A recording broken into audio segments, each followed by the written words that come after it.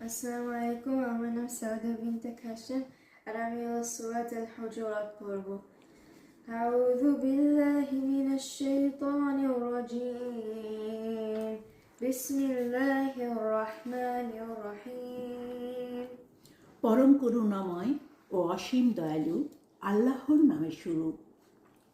ইয়া আইয়ুহাল্লাযীনা আমানু লা তুকদ্দিমু বাইনা ইয়াদাইল্লাহি ওয়া রাসূলিহি ওয়াত্তাকুল্লাহ ইন্নাল্লাহা সামিউন আলীম।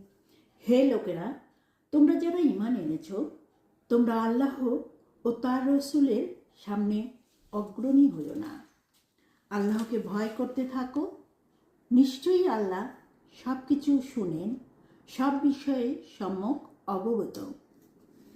يا أيها الذين آمنوا لا ترفعوا أصواتكم فوق صوت النبي ولا تجهروا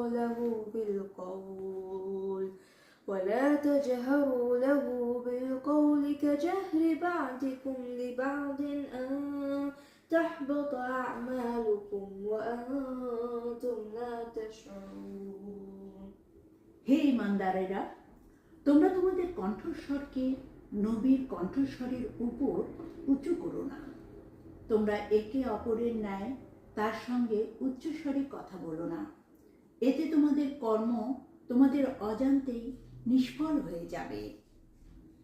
إن الذين يغضون أصواتهم عند رسول الله أولئك الذين امتحن الله قلوبهم للتقوى لهم مغفرة وأجر عظيم।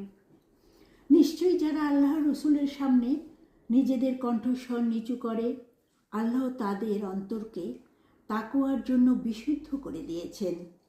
তাদের জন্য রয়েছে বিরাট ক্ষমা ও মহা প্রতিদান। ইন্নাল্লাযীনা ইউনাদুনাকা মিন ওয়ারাইল হুজুরাতি আকসারুহুম লা ইয়াকিলুন। নিশ্চয়ই যারা কক্ষের বাহির হতে আপনাকে চিৎকার করে আহ্বান করো, তাদের অধিকাংশই নির্বোধ। ولو أنهم صبروا حتى تخرج إليهم لكان خيرا